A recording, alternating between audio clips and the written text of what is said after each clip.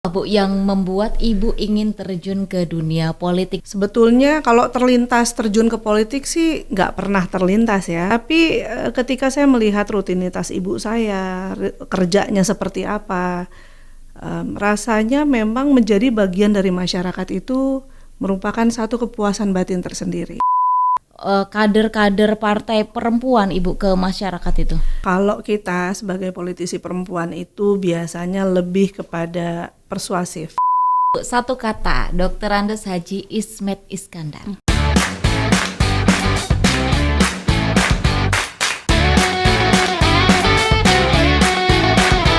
91 Podcast. 91 FM Tangerang Radio 1 Suara untuk Kearifan Lokal. Harutelan ada masih dalam program Suara Bupati dan Parlementari ya. Seperti yang kami informasikan tadi, di mana pagi hari ini kita akan ngobrol bersama dengan Ibu Intan Nurul Hikmah BBASE dan berkaitan dengan tantangan perempuan dalam demokrasi. Ibu Intan ini kan ada di beragam organisasi, kemudian juga organisasi politik dan sebagainya begitu ya. Harutelan tahu tidak Ibu Intan? Nah, ini kita akan kenalan langsung dengan beliau. Sudah hadir menemani kita di pagi hari ini. Assalamualaikum, selamat pagi Ibu Intan. Waalaikumsalam warahmatullahi wabarakatuh. Selamat pagi semuanya. Selamat pagi pendengar radio Tangerang FM. Betul, Handai Tolan. Handai Tolan. Iya. Terima kasih Ibu sudah hadir di Tangerang Radio untuk hari ini. Jadi Handai Tolan, Ibu Intan itu adiknya Pak Zaki Iskandar. Beliau putrinya Pak Ismet Iskandar. Nah, begitu Handai Tolan. Kita akan ngobrol ya berkaitan dengan tantangan perempuan dalam demokrasi. Sejauh ini Ibu ada di dunia politik sudah berapa lama Bu Intan? Saya terjun ke dunia politik itu dari 2004. 2004. Jadi anggota DPRD di 2004 sampai 2014. Jadi 2 periode. Sisanya saya melakukan kegiatan-kegiatan sosial. Kadang capek juga ada di politik lama-lama gitu kan. Istirahat dulu tapi bukan berarti vakum, tapi melakukan kegiatan-kegiatan sosial.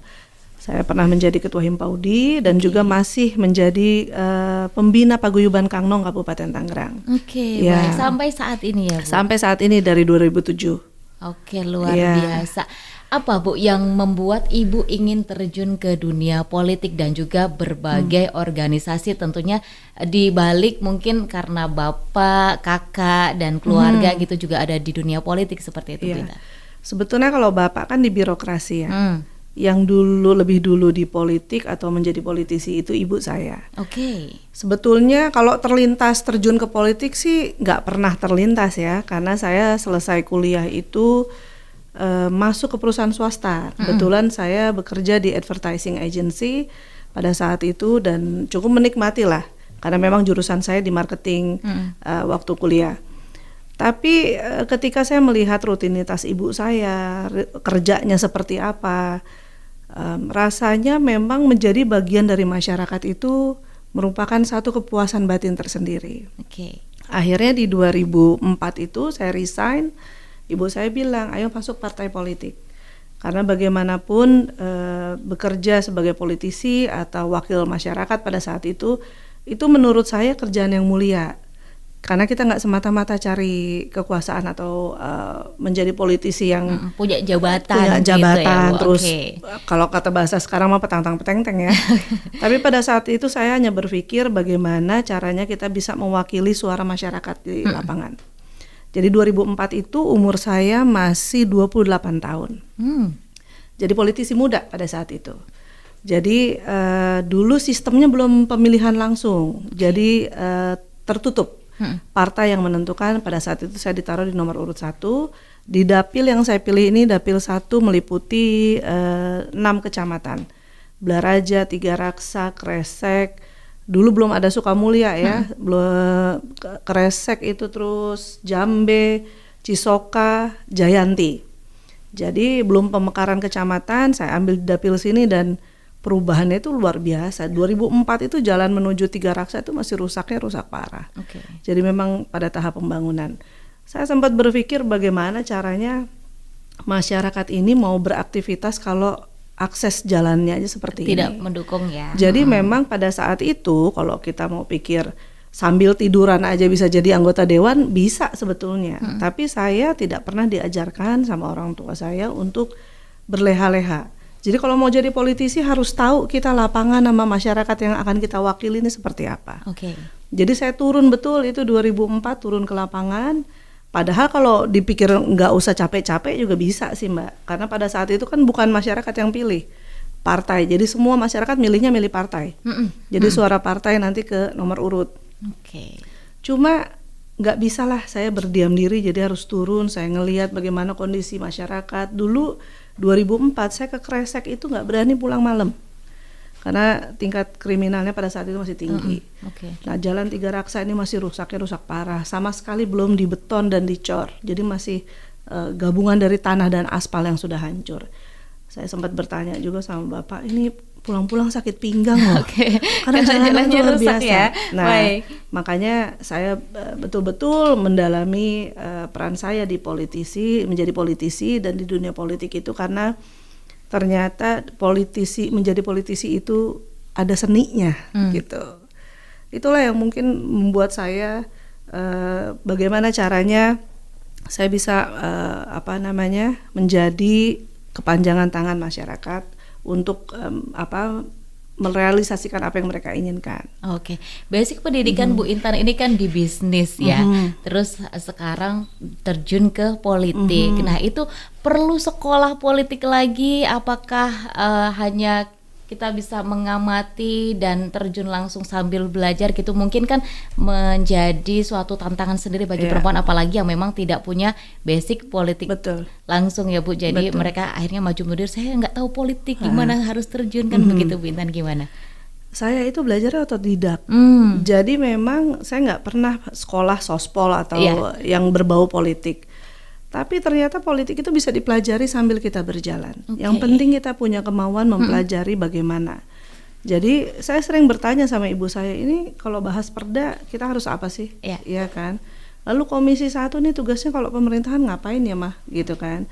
Jadi banyak diskusi sama ibu saya pada saat itu. Sama orang tua lah banyak diskusi.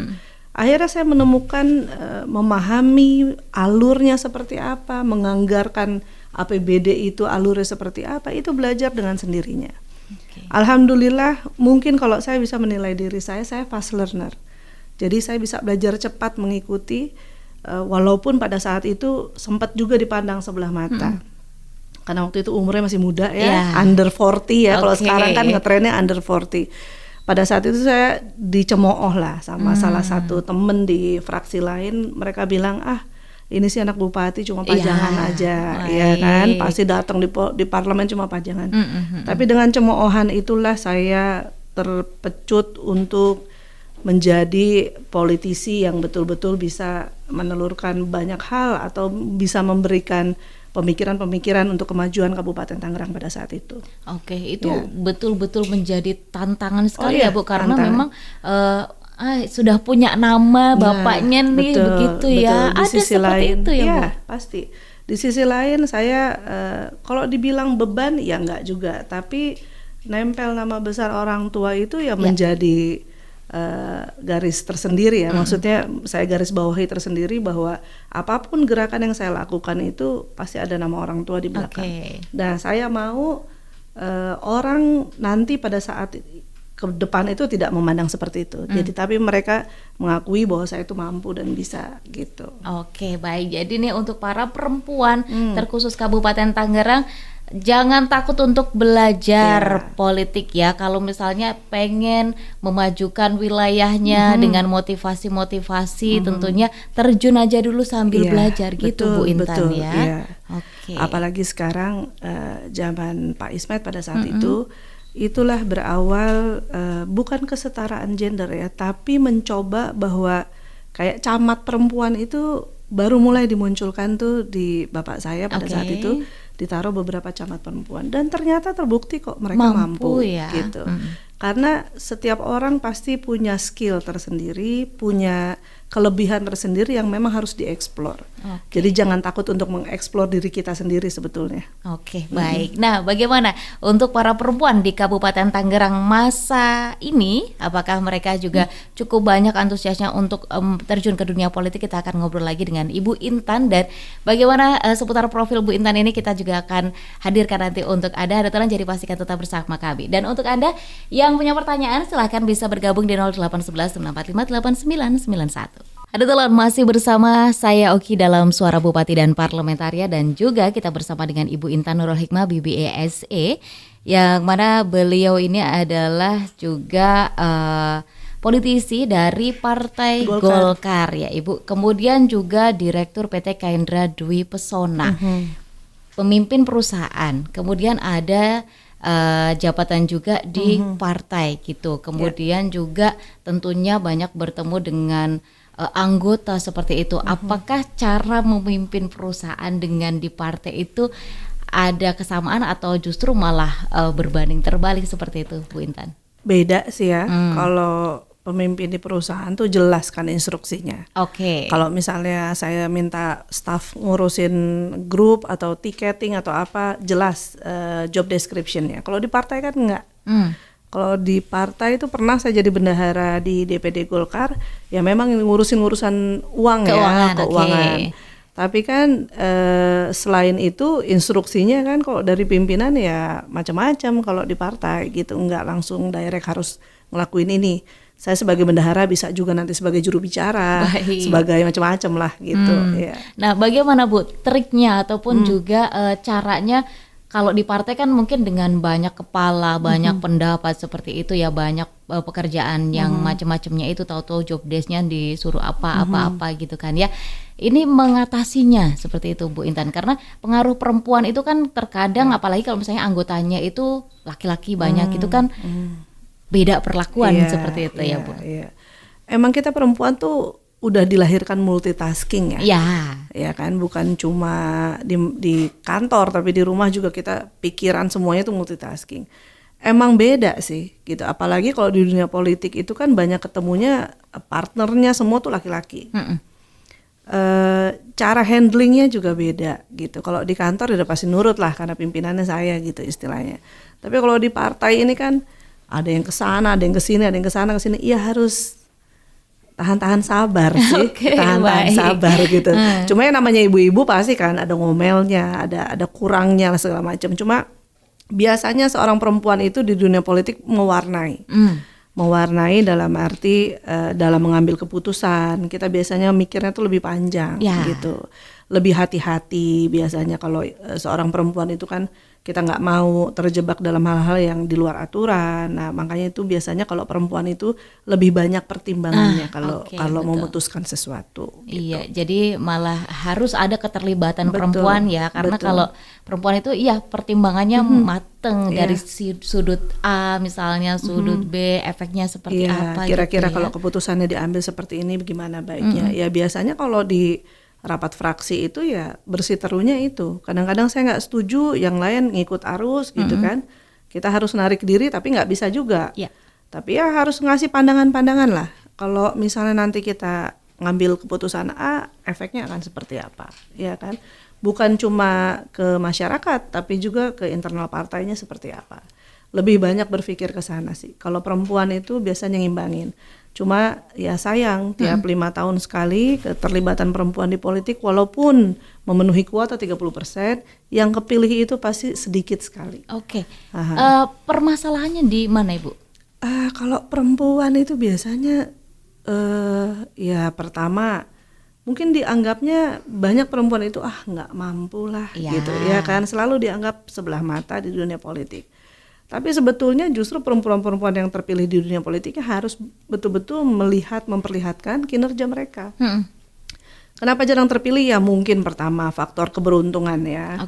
Nomor urut kadang-kadang nomor urut kita nggak ditaruh di nomor 1 kadang-kadang Mbak. Kalau perempuan itu kadang-kadang ditaruh di nomor 3 atau nomor 4 gitu ya. Ya keberuntungan kalau senioritas kayak kemarin saya dapat nomor urut 1 itu karena sudah berapa periode Jadi incumbent lah ditaruh di nomor Oke. urut 1. Jadi hal-hal seperti itu tuh mempengaruhi sebetulnya. Itu kebijakan partai. Kebijakan partai biasanya. Ya. Baik, tapi bagaimana Ibu? Tentu sebagai itu tadi ya, senior mungkin akhirnya bagaimana kita bisa mengajak kader-kader partai perempuan Ibu ke masyarakat itu? Kalau kita sebagai politisi perempuan itu biasanya lebih kepada persuasif, mengedukasi Ya. gitu ya, sesama perempuan. Cara menyampaikannya itu lebih mengedukasi, bukan memaksa mereka ayo ikut partai politik atau apa. Biasanya mereka menjadi tertarik ke dunia politik itu karena memang melihat kiprah. Ada salah satu teman saya juga tertarik masuk ke dunia politik di tahun sekarang ini gara-gara Bu Intan. Oke, Karena banyak baik. diskusi biasanya. Ya. Nah, kalau pendekatan seperti itu, bahwa masyarakat terutama perempuan jangan buta politik. Kita harus melek politik. Kenapa melek politik? Karena memilih seseorang untuk menjadi pimpinan, memilih seseorang untuk jadi wakil kita, itu perlu pertimbangan sebetulnya. Bukan semata-mata karena uang atau karena apapun yang diberikan pada saat pemilihan. Karena ketika kita salah pilih orang, ya 5 tahun itulah kita akan gagal gitu. Baik. Itu yang harus diedukasi. Berkaitan dengan uang tadi, ini masalah money politik itu yang masyarakat kita bukan menjudge ya, tapi secara realita mungkin terutama untuk kaum perempuan nih, ibu-ibu, kalau misalnya yang ngasihnya lebih banyak, itu pasti yang dipilih karena dia nih ngasihnya lebih banyak gitu kan, berharap bahwa dia kan duitnya banyak nih, jadi nanti kedepannya akan lebih sejahtera seperti itu. Bagaimana ini Bu, mengedukasinya biar tidak jadi budaya gitu Bu Intan? Ini capek nggak capek, pegel nggak pegel ya, mengedukasi kayak begini nih, karena jujur saya akui 2024 ini adalah perhelatan politik yang menurut saya luar biasa. Ya. Luar biasa brutal dalam arti ini perputaran money politik itu udah kayak saya udah nggak ngerti deh. Oke. Jadi kalau saya lihat ini masyarakat sudah tidak lagi menghargai orang. Misalnya ada dewan incumbent nih di Kabupaten Tangerang. Dia nggak terpilih lagi di 2024. Padahal banyak hal pembangunan buat masyarakat yang diberikan itu udah nggak dilihat. Oke. Karena uang tadi. Melihatnya pada saat pas mau pemilihan. Iya. Oke. Jadi masyarakat itu kalau misalnya, jadi gini Mbak, kalau kemarin saya lihat 2024 si caleg ini lebih banyak yang nggak turun bersosialisasi ke masyarakat. Karena mereka pikir udah deh di akhir aja deh, gitu kan, dikasih aja deh di akhir-akhir, capek-capekin, mendingan nanti aja. Itu pola pikir yang menurut saya ya sangat disayangkan, karena harusnya seorang calon wakil rakyat itu lebih harus turun ke masyarakat supaya mereka tahu kondisinya apa. Ya. Apa yang dibutuhkan masyarakat, apa yang dikeluhkan masyarakat, itu mereka harus tahu. Karena duduk di DPRD itu bukan cuma gaya-gayaan jadi dewan, tapi beban amanahnya itu menjadi tanggung jawab kita loh di akhirat, bukan cuma di dunia. Dan kalau kita nggak tahu apa yang dibutuhkan sama masyarakat, karena ya udahlah udah dibayar ini 50.000 terserah mau nongol enggak, jadi mau nanti kenal apa dengan enggak, 50.000 gitu nongol ya. apa enggak, bukan urusan mereka, yang penting saya udah jadi. Nah itu yang saya sayangkan. Kenapa? Karena dengan begitu wakil yang kita pilih nggak tahu apa yang harus dilakukan, nggak tahu apa kebutuhan masyarakat, nggak kenal wilayahnya, nggak kenal wilayah. Ya. Baik. Dan kadang-kadang ya kembali lagi emang ibu-ibu nih suaranya solid, tapi ya urusan yang kayak begininya nih yang rungsep gitu ya kan, minta dikasih minyak goreng, udah ada yang ngasih minyak goreng minta lagi ini. Tapi ya nggak tahu milihnya mah bukan ke kita gitu. Jadi ya kalau kita mau ikutin hal-hal kayak begitu nggak ada habisnya Mbak. Jadi mudah-mudahan ke depan, apalagi khususnya di Kabupaten Tangerang, ini masyarakatnya udah bisa melihat bahwa salah orang memilih itu efeknya luar biasa loh gitu. Oke, nggak sehari 2 hari, 5 tahun akan ke depan. kebawa ya. Baik, jadi nanti di tengah-tengah jangan sampai ada penyesalan Bapak Ibu sekalian yang ini dewanya nggak berpihak sama kita, yang milih siapa coba kan gitu ya. Baik, begitu. Jadi edukasinya ya para masyarakat tentunya jangan lihat serangan fajar akhirnya ya, tetapi melihat 5 tahun. bagaimana kinerjanya Iya. kan seperti itu. Iya. Oke, baik Haritelan, kita masih akan ngobrol dengan Bu Intan. Kita akan mengenal lebih jauh sesaat lagi nih bagaimana untuk sepak terjang Bu Intan membagi waktu dengan keluarga dengan berbagai kegiatan di perusahaan, di politik dan sebagainya. Jadwalnya padat banget ya. Kita akan hadirkan untuk Anda sesaat lagi. Parlementaria, Suara Bupati dan Parlementaria.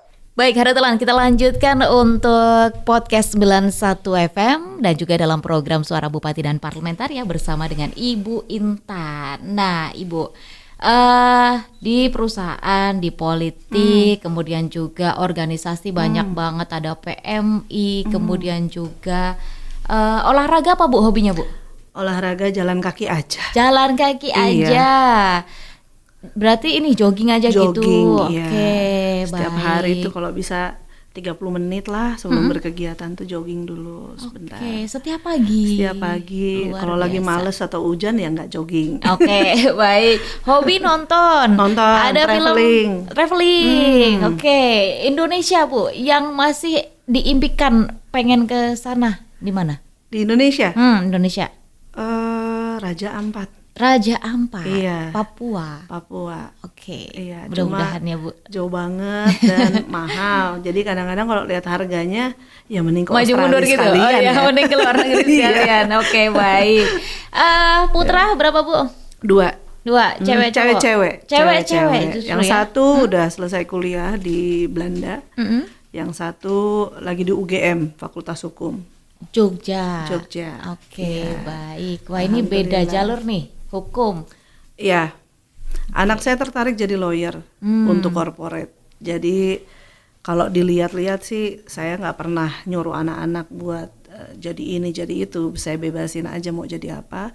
Karena dengan begitu mereka bisa atur alurnya mau kemana. Kan Gen Z sekarang ini nggak bisa diatur. Nggak bisa Oke. diatur dalam arti harus jadi ini nggak bisa. Biar mereka explore juga yang kira-kira ada di diri mereka kelebihannya apa gitu. Oke. Jadi saya kasih kebebasan aja mau sekolah apa. Baik, kalau Bu Intan, cita-citanya sebetulnya apa Bu sebelum jadi wanita karir di bisnis ataupun juga politik? Jadi penyiar radio Jadi penyiar sama radio. jadi guru Wah, waktu itu. oke. Bayangin coba. Bisa tandem sama saya berarti Boleh. nih ya Bu ya. Ini minta jadwal untuk Bu Intan dong, boleh seminggu sekali kayaknya perlu Jadi ini. penyiar radio sama jadi guru waktu Jadi kecil. penyiar radio, kenapa, Bu? Nggak tahu, saya suka aja, suka ngedenger bahwa memberikan informasi buat masyarakat atau cerita tentang hal-hal yang terjadi keseharian itu menurut saya menarik sih, karena jadi penyiar radio itu juga nggak boleh mati gaya kan. Nah, itu Informasinya dia. harus terus masuk, wawasan kita juga harus luas, karena kalau salah-salah ngasih info ke masyarakat kan ini juga masa kita ngarang-ngarang informasi kan. Oke, tapi Ya. berarti dari dulu jadi hobi dengerin radio dong ya Bu Intan? Memang saya hobi dari kecil itu denger radio, denger musik itu hobi, karena dulu zaman saya kecil memang TV kan cuma TVRI ya, belum ada kabel kayak sekarang, belum ada Netflix. Jadi emang cuma TVRI, kita tuh lebih sering denger radio. Zaman saya kecil kan udah dengerin SK, radio SK sama Prambors. Dulu tuh yang ngetop gitu. Jadi belum ada sinetron tuh, siaran radio, cerita radio itu yang kita dengerin. Sandiwara radio, iya. Catatan si Boy itu kan bermula dari sandiwara radio. Oke, curhat-curhat di radio juga. Curhat di radio, cerita Wah, horor. Nah, iya. itu tuh dulu di Prambors, di radio SK tuh, radio komedi gitu, itu kita dengerin dari kecil tuh Berarti sampai sekarang. pernah kirim-kirim salam Oh, yang pernah. by tulis Pernah. itu? Iya, jangan per telepon. Per telepon. Dulu kan ada line-nya tuh Oke, telepon. Iya, Jadi iya. ntar kirim-kirim salam ya, teman-teman SMP dengerin jam Dengerin segini, ya. gitu. Oke, baik. Wah, Ya, ada seru masanya sekali. tuh. Sekarang kan Ada orang udah masanya. dengerinnya Spotify. Maksudnya orang anak-anak zaman sekarang tuh denger radio tuh jarang. Ya, paling Kalau mungkin saya di sambil mobil berkendara masih, aja iya, ya. iya. Ada lagu favorit Bu atau lagu kenangan zaman waktu denger radio dulu sampai sekarang yang masih kebawa? Lagu favorit itu biasanya grupnya ada Chicago, saya suka Chicago, Oke. Sting, sama suka Michael Jackson sih kalau dulu tuh. Oke, Ya, lagu-lagunya. Indonesianya? Kalau Indonesianya Vina Panduwinata. Vina Panduwinata. Oke, boleh. Nanti yang apa, Bu? Biru boleh. Biru. Oke, Iya. oke, siapin buat Bu Intan. Penyiar Requestan ya. radio ternyata Iya, suka cita-citanya. banget, Mbak. Sama jadi guru. Nah, Jadi dari guru, kecil juga oke. suka banget jadi guru. Makanya doain mudah-mudahan sekarang kan keluarga saya punya yayasan pendidikan Ismet Iskandar. Ya, Kebetulan saya juga kita buka kampus yang di Tantri Abeng Citra, University ya. kerjasama. Oke. Mudah-mudahan kedepannya yayasan ini semakin berkembang, bisa Amin. bikin sekolah dan saya bisa ngajar di sekolah saya. Oke. Tapi di Gitu. Tantri ini juga, Bu. Enggak, belum ngajar saya Belum di Tantri ngajar, Abeng. oke. belum ada kesempatan ngajar di sana. Ya. Luar biasa. Ini akan menuju ke dunia pendidikan juga. iya. Sangat luar biasa. Melihat generasi milenial atau Gen Z sekarang ini bagaimana kalau menurut Bu Intan, baik ke arah dunia politik ataupun juga ke arah ini nih sosialnya gitu. Saya rasa kalau Gen Z ke dunia politik masih belum ada ketertarikan terutama perempuan nih ya. Terutama perempuan. Tapi kalau milenial mungkin sekarang udah ada yang namanya under 40 politician under 40 atau kepala-kepala daerah under 40 itu udah mulai ada. Ya. Tapi kan kebanyakan laki-laki, dari laki-laki lah, kayak Bupati Bupati Kendal, termuda, ya. Bupati mana lagi itu yang di Jawa itu juga ada yang Bupati termuda, Gubernur termuda. Ya mudah-mudahan sih ke depan Gen Z ini banyak bisa tertarik di politik karena mereka kan biasanya generasi yang banyak protes.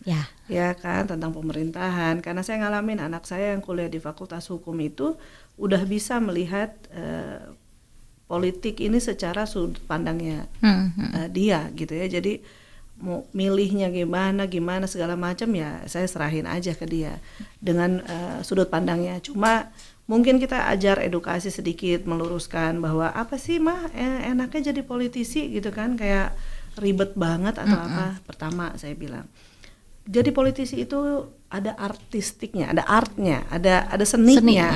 Oke. Bagaimana kita ketemu sama orang tuh macam-macam karakternya, ya kan? Ketemu sama pejabat pemerintah yang seperti apa juga itu karakternya macam-macam, tipenya macam-macam, ya kan? Itu seni menurut saya, bagaimana kita beradaptasi dengan mereka-mereka yang ya punya pola pikirnya beda sama kita. Menyatukan pola pikir itu kan nggak gampang gitu. Terus saya bilang, terus kalau jadi politisi itu apa tolak ukur keberhasilannya? Anak saya tanya, saya bilang tolak ukurnya itu bukan penghargaan, tapi tolak ukurnya itu adalah kalau kita bisa memenuhi apa yang mereka inginkan, itu sebuah keberhasilan buat seorang politisi. Walaupun 2004 kemarin tuh jarang dihargai ya, malah si incumbent itu malah banyak yang nggak kepilih juga. Tapi ya kalau kita luruskan niat, lillahi ta'ala, mudah-mudahan itu semuanya berjalan dengan lancar. Gitu. Baik. Ini berarti melihat anak-anak sekarang dengan gagasan mereka yang lebih harus ditampung, lebih sensitif lagi ya. Betul. Sekarang ini kan anak-anak banyak yang punya interestnya di luar out of the box ya, macam-macam. Makanya sekarang banyak konten kreator. Ya bagus mereka menyalurkan energi mereka ke hal yang positif, jangan sampai ke hal yang negatif. Yaitu kan paling tidak kita bisa membantu mengurangi anak-anak yang memakai narkoba atau tawuran dan lain-lain. Jadi memang PR kita sebagai orang tua, pemerintah daerah itu harus sama-sama sih, gitu. Karena ini Gen Z ini mulai banyak juga populasinya gitu ya, harus diarahkan lah mereka maunya gimana gitu. Terakhir di kemarin pemilu 2024 itu Ibu, banyak keterlibatan Gen Z itu di dunia politik sudah atau seperti apa? Sebetulnya kalau Gen Z kayaknya masih belum banyak, tapi saya melihat di Kabupaten Tangerang ada beberapa anggota dewan yang masih masuk Gen Z. Ya, kemarin tuh ada dari beberapa kayak Partai Nasdem yang saya tahu itu masih muda juga. Saya pikir itu bagus karena biasanya mereka ini kan yang banyak protes. Ketika masuk ke dunia politik, apalagi menjadi wakil rakyat di sana, mereka bisa memahami betapa sulitnya berjibaku dengan peraturan pemerintah untuk merealisasikan keinginan masyarakat yang kadang-kadang kita maunya semua serba cepat. Tapi kan yang namanya anggaran, yang namanya proses itu harus kita lewatin. Betul. Sampai saya kadang-kadang mikir, duh nih saya kalau jadi orang kaya kayak siapa gitu ya yang benerin jalan minta Ya. benerin itu kan juga nggak bisa semerta-merta kita perbaiki begitu aja, karena kalau nanti masuk anggaran itu jalannya jalan pemerintah diperbaiki tanpa sepengetahuan itu juga salah Ya, juga, oke. melanggar hukum juga. Jadi memang ada baiknya perwakilan Gen Z kah itu milenial kah itu masuk di dunia politik supaya mereka paham bagaimana aturan itu dibuat, ya kan, berpihak atau tidak aturan itu mereka yang harus berjibaku di dalam. Ketika ada perda yang tidak berpihak dengan masyarakat, ya mereka yang harus menetralisir lagi. Maksudnya mereka yang harus menseleksi apakah perda ini betul-betul dibutuhkan atau tidak. Jadi biar tahu prosesnya. Pendekatannya cukup sulit ya, atau ada perlakuan khusus gitu ya Bu untuk anak-anak Gen Z Iya. ini? Mereka itu kayak oke, sekarang yang Partai Golkar ini Ya. punya Golkar Institute. Golkar Institute ini mengajarkan politik kepada anak-anak muda. Ya. Kenapa? Supaya mereka tahu prosesnya, undang-undang, proses bikin perda, ini seperti apa aturannya.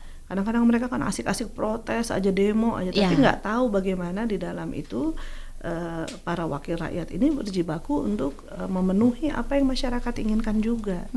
Benturan-benturan di dalam itu banyak, Mbak. Kalau kita mau percepatan, kadang-kadang bentur dengan aturan hukum. Ya, Ini nggak boleh, itu nggak boleh. Apalagi kalau di Tangerang, ini jalan harus dibangun misalnya, atau sungai ini jembatannya mau dibangun. Ternyata itu kewenangannya provinsi. Ya. Kita kan nggak bisa langsung ngebangun, harus koordinasi dulu. Nah, lambatnya koordinasi antar provinsi ke pusat dan lain-lain itulah yang mereka nggak tahu gitu. Jadi kalau masyarakat kan maunya cepat-cepat aja, instan-instan aja, ya kan. Kalau enggak ya dianggap pemerintah nggak ngerjain, nggak kerja, becus dan ya, lain-lain. oke. Itu yang harus dididik. Pentingnya pendidikan politik untuk remaja itu seperti itu sebetulnya. Oke, baik. Kalau ada masyarakat, terutama perempuan Ibu yang saya pengen terjun ke dunia politik, sebenarnya syaratnya tuh sulit nggak sih Bu, atau harus apa nih yang disiapin gitu Enggak Bintan? sih, sebetulnya kalau mau terjun ke dunia politik nggak perlu pakai syarat banyak sih gitu ya. Kalau emang dia interest untuk masuk ke salah satu partai politik yang sesuai dengan jiwanya gitu ya. Kalau misalnya Islami banget itu kan banyak partai Islam yang bisa dipilih kayak PKB, PKS, P3 dan lain-lain itu bisa dipilih. Kalau dia misalnya nasionalis, tinggal pilih partai yang nasionalis apa aja yang sesuai dengan jiwanya gitu ya. Karena partai politik itulah yang menaungi teman-teman atau saudara-saudara kita yang memang interest ke politik. Karena masing partai itu kan beda visi misinya, beda arahannya kemana. Ya. Ya kan, kalau Partai Golkar kan partai nasionalis yang memang juga di sana anak muda itu sekarang udah mulai banyak ketertarikan dan ditampung karena kita punya wadah yang namanya Golkar Institute itu. Oke. Ya, Baik. nggak susah kok, maksudnya nggak ada syarat yang neko-neko. Katanya kalau Tinggal daftar aja pakai Oke. KTP. Tuh tinggal daftar pakai KTP. Nah, katanya ada yang mikir kalau saya kalau mau berpolitik mah harus punya duit gitu. Ini sudut pandang seperti ini yang harus gimana nih Bu? Iya, sudut pandang ini memang kita nggak bisa pungkiri, Mbak. Ya. Apalagi kalau beliau mau jadi anggota dewan harus punya modal yang kuat gitu kan. Cuma bukan modal sosial aja, tapi secara finansial juga harus kuat. Ini yang membuat orang takut ikut ke partai politik. Padahal nggak semua orang juga bermodalkan uang yang banyak, ya kan? Karena kalau dia udah berbuat di masyarakat, ada kok teman-teman saya yang contohnya nggak pakai materi luar biasa gitu ya, tapi dia masuk ke parlemen. Kembali lagi emang faktor keberuntungan. Yang penting dia punya kemauan, kemauan untuk mengeksplor diri dia, gitu kan, mensosialisasikan dirinya, yang dia perbuat untuk masyarakat apa. Rasanya modal itu walaupun modal sosialnya belum cukup, ya ke depan namanya rezeki mah bisa dicari kayaknya Mbak, iya kan, pelan-pelan gitu. Yang penting pendekatan dulu ke Pendekatan masyarakat ya, tujuan ataupun juga motivasinya seperti apa, bagaimana cara mengambil hati ke masyarakat, mungkin seperti itu ya Bu Intan ya. Wah, luar biasa ini. Kita harus banyak belajar sama Bu Intan nih, perempuan-perempuan yang mana ingin masuk ke politik apalagi atau barangkali Anda juga memang banyak bekerjanya ataupun juga hubungannya dengan masyarakat ini cukup banyak gitu ya. Kita harus tahu nih masing-masing karakter orang gitu ya Bu ya, maunya seperti apa, nge-treatnya seperti apa mungkin. Karena kalau begitu. kita nggak terjun di dunia politik, agak susah juga kita mau membantu masyarakat untuk merealisasikan keinginan-keinginannya. Karena partai politik itu kan wadah, di mana kita dididik gitu ya di satu tempat, baru nanti kita bisa dimajukan menjadi salah satu wakil rakyat. Nah, bisa menjembatani masyarakat nih untuk keinginannya apa sih sebetulnya ya, memajukan wilayahnya tentunya seperti itu. Baik, Haritolan, kita akan lanjutkan ngobrol dengan Bu Intan sesaat lagi. Kita masih punya satu sesi lagi bersama Bu Intan. Jadi Haritolan pastikan tetap bersama kami. Haritolan, baik, sesi terakhir bersama dengan Bu Intan di edisi hari ini dalam ngobrol di program Suara Bupati dan Parlementaria. Ibu, bagaimana mengatur waktu untuk keluarga meskipun ya anak-anak udah Besar, gede lah ya. Tapi dari kecil loh mereka itu. Jadi saya 2004 itu jadi anggota dewan. Saya masih punya anak bayi waktu itu. Ya kan, anak kedua saya kan lahir 2004. Jadi sebetulnya kalau masalah mengatur waktu, memang kita yang harus atur waktunya, bukan waktu yang jadi ngatur kita. Ya kan, jadi dalam berbagai macam kesempatan itu saya pasti sempatkan lah, sisihkan waktu buat keluarga, lalu buat hobi ya kan, supaya kita tetap waras, supaya hidup kita balance gitu kan. Betul, me time-nya harus ada Bu. juga, kayak sekarang pun juga walaupun sibuk, tetap harus ada waktu istirahat atau pergi sama keluarga, itu harus ada waktu. Jadi sebetulnya dibilang susah ngatur, enggak lah. Kalau saya udah biasa kayak sekarang nih, jam 9, sebelum jam 9 saya harus sudah sampai, selesai dari sini saya harus ada acara lagi, berapa lama di acara itu, habis itu acara berikutnya, supaya semuanya tuh tertata gitu, dan nggak ada yang nunggu-nunggu lama lah. Jadi kalau saya janji sama orang itu dari keluarga ya, mungkin Pak Zaki juga sama, diajarin on time sama ibu saya. Jadi emang didikan kita tuh kita jangan sampai bikin orang nunggu apalagi sampai lama nunggunya. Itu yang menurut saya sampai sekarang dari kecil itu ditanamkan sebagai salah satu karakter kita. Karena kalau ada apa-apa tuh on time itu kita lebih dihargain lah. Kalaupun saya agak terlambat datang, biasanya saya informasikan dulu, misalnya staf saya suruh telepon ke panitia gitu ya, kasih tahu kita kayaknya agak terlambat nih sekian. Jadi mereka udah paham pengaturan waktunya. Jadi nggak adalah kesulitan buat ngatur waktu, Mbak. Oke, luar biasa Ibu. Ini awalnya gimana Bu? Izin ke suami tentu ya, berkaitan dengan saya mau ke dunia politik, saya aktivitasnya ini itu. Semua ngedukung sih, semua ngedukung ya, terutama orang tua ya. Itu semuanya ngedukung karena menurut saya mau sibuk enggaknya seseorang itu tergantung kitanya, gitu, tergantung kitanya gimana kita arrange waktunya. Itu aja sih. Jadi nggak ada kesulitan lah buat bagi waktu. Terakhir Ibu, satu kata, Dr. Andes Haji Ismet Iskandar. Bagaimana? Panutan saya, role model saya, guru saya, baik itu dalam pemerintahan maupun dalam kehidupan sehari-hari. Luar biasa, Ibu Intan. Terima kasih banyak. Makasih saya banyak. banyak belajar dari Ibu. Nanti next kita bisa ngobrol lagi ya Bu, dengan beragam info-info lainnya. Terima kasih banyak atas Sukses kesempatannya. selalu Ibu. Makasih. Sehat-sehat. Salam untuk keluarga juga. Terima kasih banyak. Baik, sampai ketemu lagi Ibu. Kita tutup untuk ngobrol kita hari ini. Selamat pagi. Assalamualaikum.